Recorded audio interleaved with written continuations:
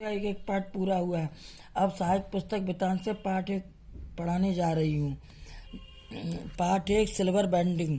जब section officer बाईडी ईश्वर पंत ने अंतिम फाइल का लाल फीता बांधकर निगाह मेज से उठाई तब दफ्तर की पुरानी दीवार घड़ी में 5 बजकर 25 मिनट का समय हो गया था। उनकी अपनी कलाई घड़ी में 5:30 बजे थी। पंत जी अपनी कलाई घड़ी रोजाना सुबह शाम रेडियो समाचारों से मिलाते थे तो उन्हें दफ्तर की घड़ी कोई कुछ सुस्त ठहराया। फाइल आउट ट्रे में रखकर उन्होंने दिन की 10 के बंधे हुए राशन में से 7वीं सिगरेट सुलगाई और एक नज़र अपने मातहतों पर डाली जो उनके कारण ही 5 बजे के बाद भी दफ्तर में बैठने को विवश होते हैं। शाम को छुट्टी के समय जूनियरों से कोई मनोरंजक बात कर दिन भर के शुष्क व्यवहार का निराकरण करने की कृष्णानंद पांडे से मिली हुई परंपरा का निर्वहन करते हुए उन्होंने कहा, आप लोगों को की देखा देखी दफ्तर की घड़ी भी सुस्त हो गई है। सीधे असिस्टेंट ग्रेड में आए और नए नए भर्ती हुए छोकरे चड्डा ने, जिसकी चौड़ी मोहरी वाली पतलून और तथा ऊंची एड़ी वाले जूते पंत जी को सम हाउस इम्प्रॉपर मालूम होते हैं, थोड़ी बदतमीजी सी की।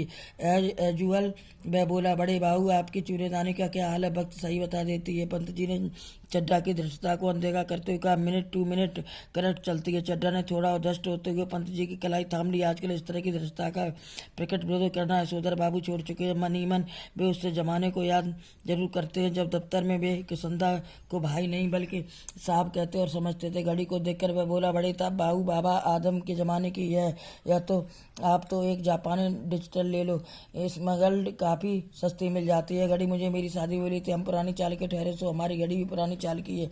अरे यह बहुत है कि अब तक राइट टाइम दे रही है, क्योंकि कैसी रही। इस तरह का डेले पर दहला जवाब देते हुए हाथ आगे बढ़ा। दैनिक की परंपरा रैमजे स्कूल अल्मोड़ा में थी, जहाँ से यशोधर बाबू ने मैट्रिक की परीक्षा पास की थी। इस बड़े हुए हाथ पर सुनने वाला बतौर दाद अपना हाथ मारा करता था और वक्ता श्रोता दोनों हाथ मिलाकर ठहाका मारकर हंसा करते थे। यही परंपरा किसंदा की क्वार्टर में भी जारी थी, जहाँ कहीं रोजी रोटी की तलाश में आए यशोधर पंत नामक एक मैट्रिक पास युवक को शरण मिली थी। किसंदा कुंवारे थे और पहाड़ से आए हुए कितने ही लड़के और ठौर ठिकाना मिलने से पहले उनके यहाँ रह जाते थे। एकदम मैस जैसी थी, मिलकर लाओ पकाओ और खाओ। यशोधर बाबू जिस समय दिल्ली आए थे उनकी उम्र सरकारी नौकरी के लिए थोड़ी कम थी। काफ़ी कोशिश करने पर वे बॉय सर्विस में नहीं लगाए जा सके। तब किसंदा ने उन्हें अपने मैस का रसोईया बनाकर रख लिया। यही नहीं, उन्होंने यशोधर बाबू को 50 रुपये उधार भी दिए ताकि वह अपने लिए अपने कपड़े बनवा सकें और पैसा भेज सकें। बाद में इन्हीं किसंदा ने उन्हें अपने ही नीचे नौकरी दिलवाई। दफ्तरी जीवन में उनका मार्गदर्शन किया। चड्डा ने जोर से बोलते हुए, बड़े बाबू आप किन ख्यालों में खोए? मैंने पूछ रहा है कि आपकी शादी कब हुई थी? यशोधर बाबू ने थोड़ा शक पकाते हुए अपना बढ़ा हुआ हाथ वापस खींचा और मैंने से मुखातिब होकर कहा, नाब let me see, I was married on 6 February 1947। मैंने ने तुरंत साहब लगा और चेक कर बोला, मैनी हैप्पी रिटर्न साहब डे सर। आज तो आपकी शादी को पूरे 25 साल हो गए, आज तो आपका सिल्वर वेडिंग है।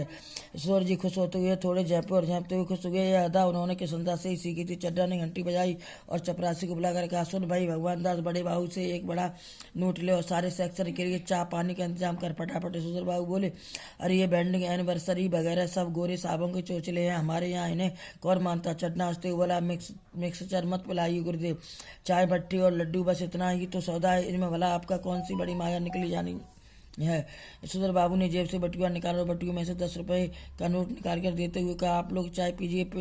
दैट तो आई डू नॉट माइंड, लेकिन जो कस्टम हमारे लोगों में नहीं है उस पर इंसिस्ट करना दैट मैं समहाउ इम्प्रॉपर फाइंड करता हूँ। चड्डा ने 10 का नोट चपरासी को देकर अपने बड़े बाबू के आगे हाथ मिलाते हुए कहा, एक नोट से सेक्शन का क्या बनता, 30 रुपये हो तो चुग्गे भरकर जुगाड़ हो।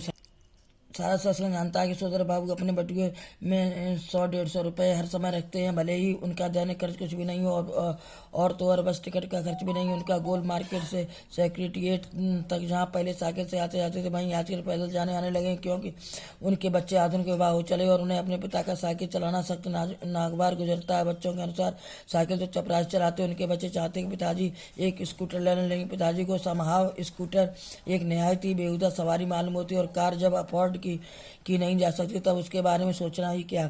चड्ढा के जोर देने पर बाबू ने 10-10 के 2 नोट और दिए, लेकिन सारे सेक्शन कहने पर भी अपनी सिल्वर बैंडिंग की इस दावत के लिए रुके नहीं। अपने अधीनस्थ कर्मचारियों से चलते चलाते थोड़ा हंसी मजाक कर लेना किसंदा की परंपरा में भी शामिल है, जबकि उनके साथ बैठकर चाय पानी और गपाष्टक में वक्त बर्बाद करना उस परंपरा में के एकदम विरुद्ध है। इधर सोदर बाबू ने दफ्तर से घर लौटते समय रोज बिड़ला मंदिर जाने और उसको उद्यान में बैठकर कोई प्रवचन सुनने अथवा खुद ही प्रभु का ध्यान लगाने की एक नई रीत अपनाई है। यह बात उनकी पत्नी और बच्चों को बहुत करती है। बब्बा अभी आप कोई बुढ़े थोड़े ही हुए हैं जो रोज रोज मंदिर जाएं, इतने ज्यादा व्रत करें, ऐसा कहते हैं वे। सोदर बाबू प्राय इस आलोचना को अनसुना कर देते कि संध्या के अनुसार सिद्धांत के धनी की यही निशानी है। बिड़ला मंदिर से उठकर सोदर बाबू सीधे पहाड़गंज जाते और वहां से घर के लिए साग सब्जी खरीद लाते। किसी से मिलना मिलाना हो तो वह भी इसी समय कर लेते। दफ्तर भले ही 5 बजे छूटता हो, लेकिन घर 8 बजे के पहले नहीं पहुंचते। आज बिड़ला मंदिर जाते समय सोदर बाबू की नजर उस हाथ पड़ी जिसमें कभी किसंदा का 3 बेडरूम वाला क्वार्टर हुआ करता था और जिस पर आजकल एक 6 मंजिला इमारत बनाई जा रही है। इधर से गुजरते हुए किसी समय के DIZ एरिया की बदलती शक्ल देखे सोदर बाबू को काफी बुरा लगता है। ये लोग सारे गोल मार्केट क्षेत्र को छोड़कर यहाँ एक मंजिला क्वार्टरों की जगह ऊंची ऊंची इमारतें बना रहे। सोदर बाबू को पता नहीं है कि वे लोग ठीक कर रहे हैं या गलत, लेकिन उन्हें यह जरूर पता है कि उनकी यादों के गोल मार्केट के ढाई जाने का गम मनाने के लिए उनका वहाँ डटे रहना निहायत जरूरी है। उन्होंने लक्ष्मीबाई नगर, एंड्रयूजगंज, पंडाल रोड पर बनाई गई नई बस्तियों से पद की गरिमा के अनुरूपी D2 टाइप क्वार्टर मिलने की अच्छी खबर कई बार आई, परंतु हर बार उन्होंने गोल मार्केट छोड़ने से इनकार कर दिया। जब उनके क्वार्टर के टूटने का नंबर आया तब भी उन्होंने इसी क्षेत्र की बस्तियों से बचे क्वार्टरों में से एक को अपने नाम अलाट करा लिया। पत्नी के पूछने पर जबकि यह भी टूट जाएगा तब क्या करो, उन्होंने कहा तब की तब देखी जाएगी कहकर वो उसी तरह मुस्कराए जिस तरह किसंदा कभी यह फिक्र कहकर मुस्कराते। सच तो बात है कि पिछले कई वर्षों से सोदर बाबू का अपने पत्नी और बच्चों से लगभग हर छोटी बड़ी बात पर मतभेद होने लगा और इसी कारण वे घर जल्दी लौटना पसंद नहीं करते थे। जब तक बच्चे छोटे थे तब तक वे उनकी पढ़ाई लिखाई में थोड़ी बहुत मदद कर सकते थे। अब बड़ा लड़का एक प्रमुख विज्ञापन कंपनी में नौकरी पा गया। हालांकि संभाव सोदर बाबू को अपने साधारण पुत्र को असाधारण वेतन वाली यह नौकरी कुछ खास समझ में नहीं आती। वे प्राय कहते हैं कि 1,500 रुपया तो हमें अब रिटायरमेंट के पास पहुंच कर मिलने लगा है। शुरू में ही 1,500 रुपया देने वाली इस नौकरी में जरूर कुछ गड़बड़ होगी। सोदर बाबू का दूसरा बेटा दूसरी बार IAS की परीक्षा देने की तैयारी कर रहा है। सोदर बाबू जी के लिए समझ सकना यह संभव है कि जब उनका नाम पिछले साल एलाइड सर्विसेज की सूची में माना काफ़ी नीचे आ गया था तब इसने ज्वाइन करने से इनकार क्यों कर दिया था। उनका तीसरा बेटा स्कॉलरशिप प्राप्त कर अमेरिका चला गया और उनकी एकमात्र बेटी न केवल शादी के तमाम प्रस्तावों को अस्वीकार करती चली आ रही है बल्कि डॉक्टरी की उच्चतम शिक्षा प्राप्त करने के स्वयं भी अमेरिका चले जाने की धमकी दे रही। सोदर बाबू जहाँ एक तरफ से बच्चों की इस तरक्की से खुश होते वहीं दूसरे संभाव यह भी अनुभव करते हैं खुशहाली भी कैसी भी हो जो अपनों में परायापन पैदा कर देती है। अपने बच्चों द्वारा गरीब रिश्तेदारों की उपेक्षा कर उन्हें संभाव जचता नहीं। एनीवे जनरेशनों में गैप तो हो ही जाता सुना है, ऐसा कहकर वे स्वयं को दिलासा दे देते। हालांकि सोदर बाबू की पत्नी अपने मूल संस्कारों से किसी भी तरह आधुनिक नहीं है, फिर भी बच्चों की तरफदारी करने की मात्र सुलभ मजबूरी ने उन्हें भी मौन बना दिया। इसका एक कारण यह भी है कि जिस समय उनकी शादी हुई थी सोदर बाबू जी के साथ गाँव से आए उनके ताऊजी और उसके 2 विवाहित बेटे भी रहते थे। संयुक्त परिवार में नीचे बंगुओं में गजब का तनाव व्याप्त था, लेकिन ताऊजी के डर से कोई कुछ नहीं कहता था। सोदर बाबू की पत्नी को शिकायत के संयुक्त परिवार के उस दौर में पति ने कभी हमारा पक्ष नहीं लिया, सिर्फ जेठानियों की चलने दी। उनका यह भी कहना है कि मुझे उस समय व्यवहार के ऐसे बंधनों में रखा गया मानो मैं जवान औरत नहीं बुढ़िया थी। जितने भी बंधन नियम इनकी बुढ़िया ताई के लिए वे सब मुझ पर भी लागू करवाए, ऐसा कहती है। उनके हरबाली बच्चों से बच्चे भी उससे सहानुभूति व्यक्त करते। फिर सोदर बाबू से मुखातिब होकर कहती है तुम्हारी ये बाबा आदम के ज़माने की बात है, मेरे बच्चे नहीं मानते तो इसमें भला उनका क्या कसूर। नहीं, मैं तो तुम्हारी इन बातों को उसी हद तक मानूं जिस हद तक सुविधा हो।